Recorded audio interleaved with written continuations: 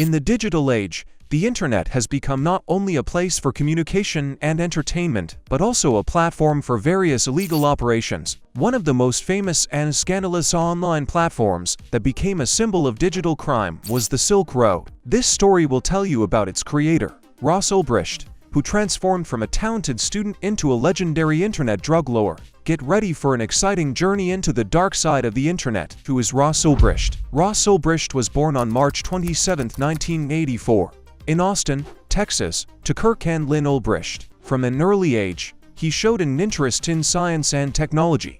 Ross was a well-rounded child, involved in sports, music, and reading. In school, he stood out for his high intelligence and determination, which allowed him to enroll at the University of Texas, where he studied physics. After graduating from university, he continued his studies at Pennsylvania State University, where he earned a master's degree in materials science. However, a scientific career did not satisfy his ambitions and desire for freedom.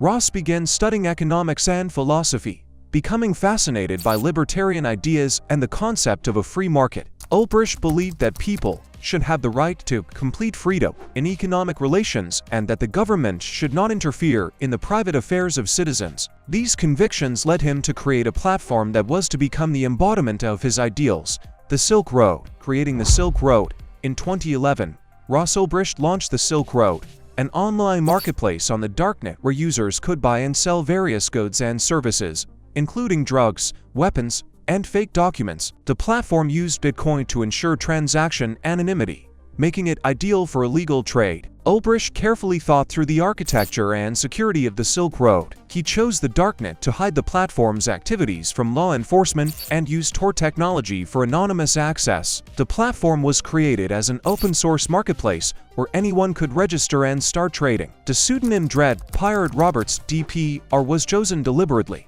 Ulbricht was inspired by the character from the book and film The Princess Bride, where the name Dread Pirate Roberts was passed from one person to another, creating the myth of an elusive pirate. This name allowed Ulbricht to stay in the shadows and create the illusion that the platform was run not by one person, but by an entire organization. The operation methods of the Silk Road. One of the reasons for the Silk Road's success was its robust security system. Ulbricht used sophisticated encryption methods and multi-layer authentication to protect users and maintain their anonymity. The platform operated like a regular online marketplace. Users created accounts, listed items for sale, and buyers could leave reviews and ratings. To ensure transaction security, Ulbricht implemented an escrow system where money was held until the buyer confirmed receipt of the goods. This helped reduce the risk of fraud and increase trust in the platform. But despite all the precautions, the Silk Road remained under the close watch of law enforcement agencies. The Silk Road offered a wide range of products,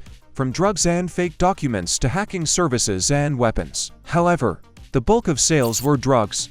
The platform became popular among users looking for a safe way to acquire illegal substances. The review and rating system helped maintain the quality of goods and trust between sellers and buyers. Major operations and revenues. The Silk Road quickly became the largest online marketplace for drug trafficking. On the platform, you could find everything from marijuana and ecstasy to more dangerous substances like heroin and cocaine. Sales volumes grew monthly, and Ulbricht turned millions of dollars in Bitcoin.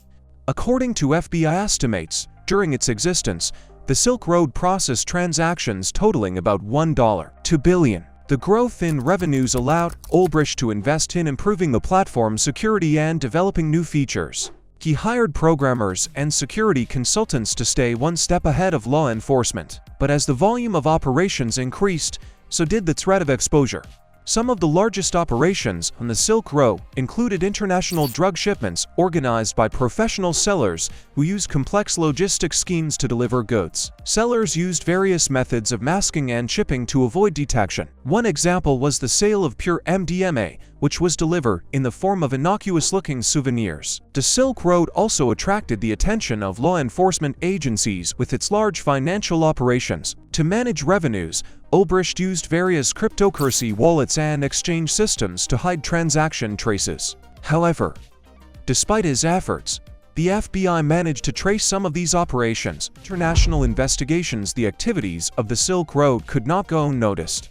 Law enforcement agencies in many countries began coordinating their efforts to identify and shut down the platform. In 2011, the FBI, and other agencies began active investigations into the Silk Road. Investigators used various methods to track the platform's activities. They went undercover into the user community, analyzed transactions on the Bitcoin blockchain, and collaborated with international partners. One of the key tasks was to determine the identity of Dread Pirate Roberts and his location. The investigation included analyzing forums and messages posted on the Silk Road. Investigators studied the distinctive features of DPR's writing style to identify his identity. They also analyzed metadata of photos posted on the site and tracked IP addresses used to access the platform. Operations included coordination with law enforcement agencies in other countries. As a result of joint efforts, enough evidence was gathered to arrest Ross Ulbricht. However, until the arrest itself, law enforcement agencies remained in the shadows to avoid alerting the suspect. Ross Ulbricht's arrest in October 2013. Law enforcement delivered the decisive blow. Ross Ulbricht was arrested in the San Francisco Public Library. At the time of his arrest, he was working on his laptop, managing the Silk Road. FBI agents arrested him before he could lock or delete any data. Ulbricht's arrest became a real sensation. During searches, his computers were seized, where a vast amount of information about the platform's activities was found. Evidence of his involvement in running the Silk Road and large sums of Bitcoin were discovered. At the time of his arrest, Ulbricht held about 144,000 Bitcoins, worth about $28 million at the time. However, most of these funds were locked in wallets to which access was lost. Nonetheless, the arrest and subsequent trial revealed the scale of the Silk Road's operations, confession, and punishment. The trial of Ross Ulbricht began in January 2015. The prosecution presented numerous pieces of evidence of his guilt, including electronic correspondence, transaction records, and testimonies from platform participants. Ulbricht was charged with money laundering, hacking, conspiracy to traffic narcotics, and engaging in a criminal enterprise. The defense attempted to prove that Ulbricht was not the sole Dread Pirate Roberts and that other individuals also managed the platform. They argued that Ross was merely one of many figures involved in running the Silk Road and that he was used as a scapegoat. However, the court did not accept these arguments. The prosecution presented compelling evidence linking Ulbricht to the platform's activities and confirming his key role in managing the Silk Road. Key evidence against Ulbricht. One of the most compelling pieces of evidence was electronic correspondence found on Ulbricht's computer. In these messages, he discussed various aspects of managing the platform, including security measures, strategies to evade law enforcement, and even cases where he planned the elimination of users who threatened his business. These messages clearly indicated that Ulbricht was deeply involved in the Silk Road's activities. Another significant piece of evidence was transaction logs on the Bitcoin blockchain, which linked Ulbricht to the platform's revenues. Although Bitcoin was initially considered an anonymous currency, investigators were able to trace the movement of funds and establish a connection between accounts controlled by Ulbricht and revenues from illegal trade on the Silk Road. Ulbricht's connection to the pseudonym Dread Pirate Roberts was also confirmed by analyzing his online activity and writing style. Linguistic analysis showed that messages sent on behalf of DPR had much in common with Ulbricht's personal writing style, which served as additional evidence of his involvement. The trial and sentencing. The trial of Ulbricht was widely covered in the media and attracted public attention worldwide. The defense argued that the trial was an example of excessive government interference in the private affairs of citizens and that the punishment he faced was excessively harsh. Nevertheless, the court ruled that Ulbricht was fully responsible for his actions and that his activities had significant harmful consequences for society. Ross Ulbricht was found guilty on all charges, including money laundering, hacking, conspiracy to traffic narcotics, and engaging in a criminal enterprise.